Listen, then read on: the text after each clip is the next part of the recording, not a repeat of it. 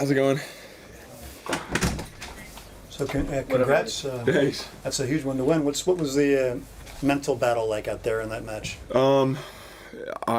He got really comfortable. He started hitting some really good returns, so I had to adjust a lot. My mind was always thinking, especially after I lost the third set, I knew I had to make some adjustments quick to start because he was in every return game.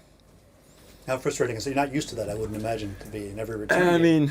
At this level, you see it more often. Today we went through a patch where he had break points like almost every game.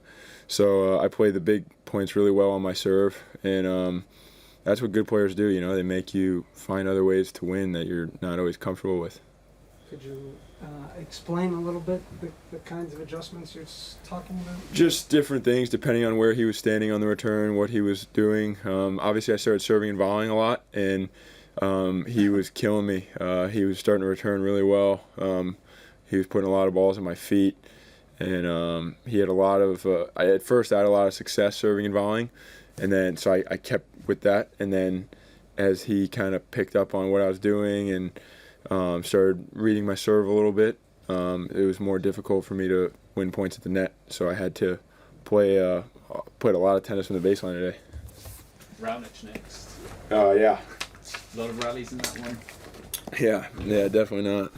What would it be like, sort of being on the other side of that? I mean, you're kind of facing what people face.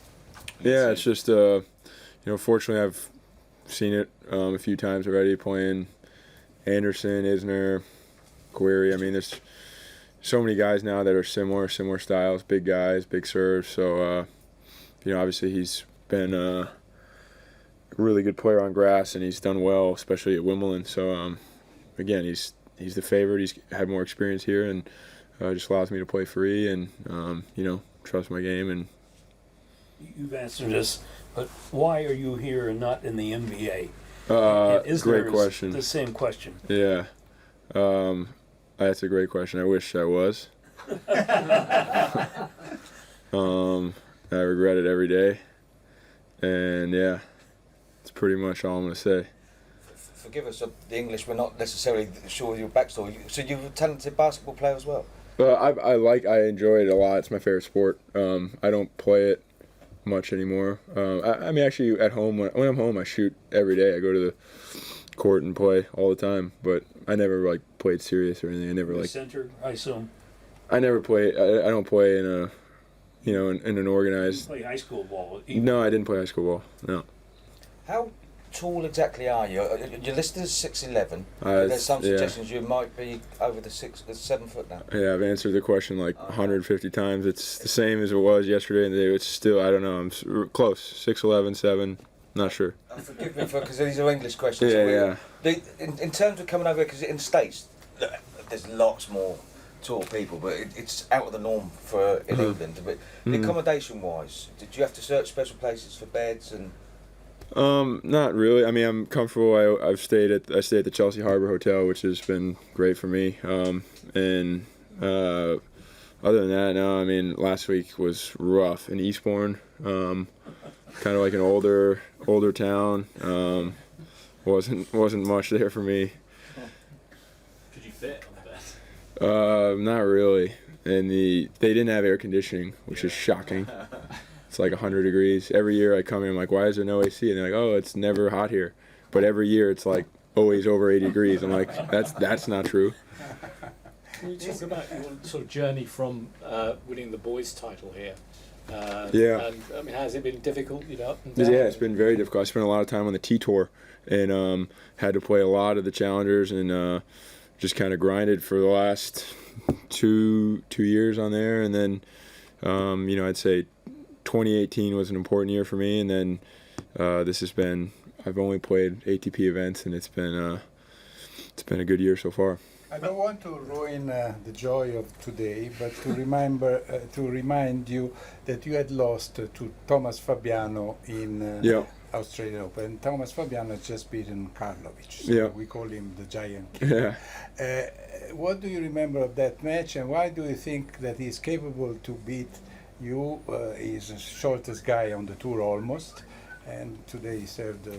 He gave only one break point to Karlovic the whole match, and he won in 5 sets. Yeah, he's tough. I mean, obviously he's really good on grass. He beat Tsitsipas, which is honestly that's more, you know, obviously that's more of an upset than anything. I mean, when Karlovic plays and when I play, there's so many close matches. You lost the 7-6 in the 5th. No? Yeah. Could have gone either way. I'm sure his match today was a similar story, right? 5-setter. Or, Yeah, 5 setters, only one break point. With you, you had more chances. yeah, I just think he's a really good player in general. I don't think it has much to do with, you know, the matchup against, you know, him maybe being good against big guys. I don't know, but I just think he's good. It's not much of a surprise to me that he beat Evo. Okay. Yeah, I think he's a really good player. Reilly, you're 3-time slam winner, Stan, obviously. Yeah. What does that victory mean to you? Where do you rate it in your career? Yeah, no, it's a huge win. More so just the situation of the match, being down 2-1 against him, break points the first game in the 4th set, and that's tough. Obviously, he easily could have walked away with that in 4 sets, but I'm just proud of how I competed and how I handled the big moments of the match. Did you ever think about, as that thing went to 6-all in the final set, that 12-all was a possibility at all? Or? You know, it's hard to say. No, honestly, because there was a lot of breaks in the match. There wasn't any tiebreakers played at all. So, I mean, if we got to 12-all, I actually would have been more surprised if we got to 12-all. I thought there was going to be some. I thought there'd be. He had a break point. Not saying I was confident I was going to break, because he had a break point against me at 6-all. So he was on my serve a lot. That's why I didn't. And I had 2 break points in the 5th. I actually won the break point pretty much. I hit a backhand on the line. They called it out. Challenged in. Replayed the point. So yeah. When was that? That was the first game. I was up 1-0 in the 5th. Okay. 30-40. I played a really good point. Hit a backhand down the line. On the line. He barely made it back. They called it out. I challenged. It was in. Replayed the point, and I lost.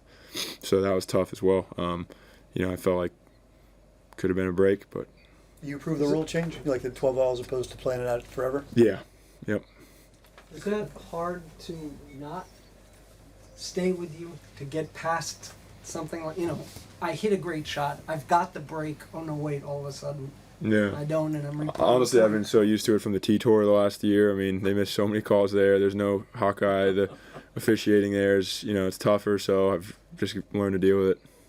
One more question. Because of 2015, do you feel a special, have a special feeling here? Yeah, 100% for sure.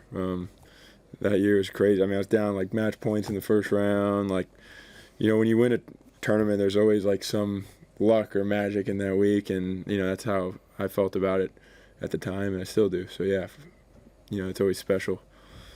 Great. Thanks very much. Thanks, Reilly. Thank you.